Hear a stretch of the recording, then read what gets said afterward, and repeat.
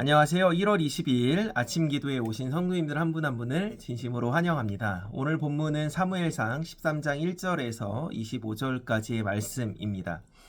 오늘 본문은 이스라엘 초대 왕인 사울이 세워지고 또 2년 동안 이스라엘 백성들을 잘 통치하고 다스린 이후에 겪었던 가장 중요한 시험의 장면입니다.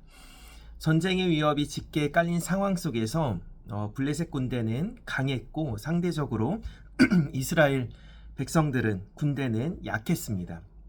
사람들은 두려워서 숨었고 왕이었던 사울의 마음조차도 흔들리기 시작했죠.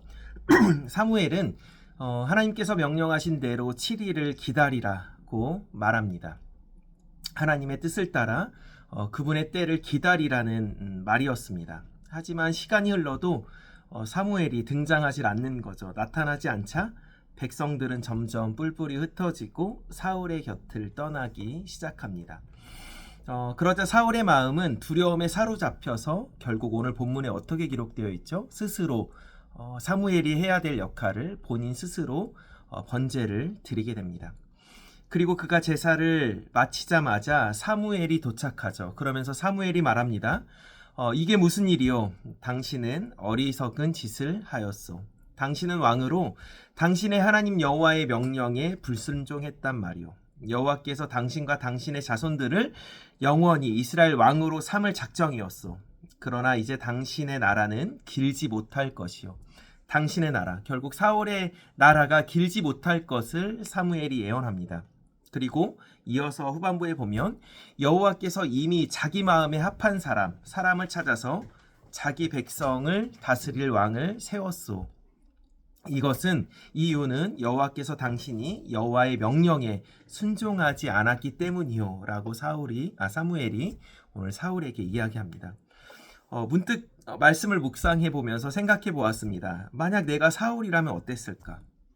조금은 억울할 것 같습니다. 약속했던 사무엘이 나오지 않는데, 그리고 사람들은 떠나가는데 나라도 지푸라기라도 잡는 심정으로 뭐라도 해야 되지 않을까, 그러한 심정으로 번제를 드렸을 것이고 그 마음이 또 어쩌면 또 이해가 되긴 했습니다. 그런데 오늘 본문을 좀 더 주도 면밀하게 살펴보면은 시간의 문제가 아니라 사울의 마음의 조급함이 문제였던 것이죠. 그리고 말씀을 자세히 살펴보면 사무엘이 약속을 어긴 것은 아니었습니다.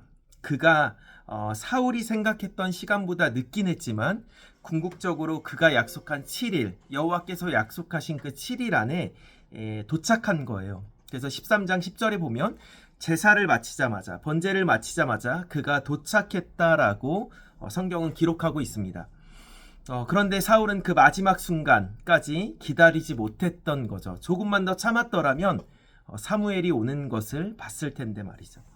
그 한순간, 그 조급함이 하나님의 뜻을 놓쳐버리게 만들어 버립니다. 사울의 행동은 단순히 제사의 형식, 번제의 형식이 잘못된 게 아닙니다. 그는 하나님의 말씀보다, 하나님의 명령보다 상황을 먼저 본 것이죠. 그리고 하나님의 시간보다 자신의 조급함을 선택했던 것입니다. 무엇이라도 당장에 해야 될 것 같은 그 조급함. 그 마음에는 믿음의 기다림이라기보다는 눈앞에 두려움이 먼저 자리하고 있었던 것입니다. 사실 오늘 본문을 묵상하면서 저와 성도님들의 삶도 비슷한 순간들이 찾아올 때가 있습니다. 기도는 했지만, 기도는 전심을 다했지만 응답이 보이지 않을 때, 그리고 사람들이 나를 떠나가는 것 같을 때, 내 힘으로 뭔가를 해야 할 것 같은 그러한 조급함이 몰려올 때가 우리 삶에 종종 찾아오게 되죠. 그럴 때 하나님은 조용히 우리의 마음을 살피십니다. 지금도 나를 믿고 있니? 아직도 내 때를 신뢰하고 있니? 어쩌면 기다림은 언제나 믿음의 가장 깊은 시험이라고 생각합니다. 하나님은 우리에게 단순히 참으라 하지 않으시고, 참으라고 하시지 않으시고, 그 기다림 속에서 우리의 믿음이 성장하길, 우리의 믿음이, 그분을 의지하는 믿음이 자라나길 원하시는 거죠. 하나님이 침묵하시는 것 같아도, 하나님이 아무 응답을 하시지 않는 것 같아도 그분은 결코 멈춰 계시지 않으십니다. 오히려 우리가 다 보지 못하는 그 순간에도 길을 준비하시고 또 사람을 세우시며 그분의 때를 맞추고 계십니다. 사울이 실패했을 때 그조차도 하나님은 멈추시지 않으셨죠. 그분은 이미 자기의 마음이 합한 사람 다윗을 준비하고 계셨습니다. 우리의 실수와 부족함에도 불구하고 하나님의 계획은 여전히 이어갑니다. 그리고 그것이 은혜이고 우리의 소망이죠. 오늘 하루가 또 시작되었습니다. 오늘 하루만큼은 이 말씀을 마음에 새기고 시작했으면 좋겠습니다. 때로는 조급할 수 있고 결과가 눈에 보이지 않을 때도 있겠지만 그때마다 이러한 고백이 저와 성도님들 가운데 있었으면 좋겠습니다. 주님, 저는 주님의 때를 기다리겠습니다.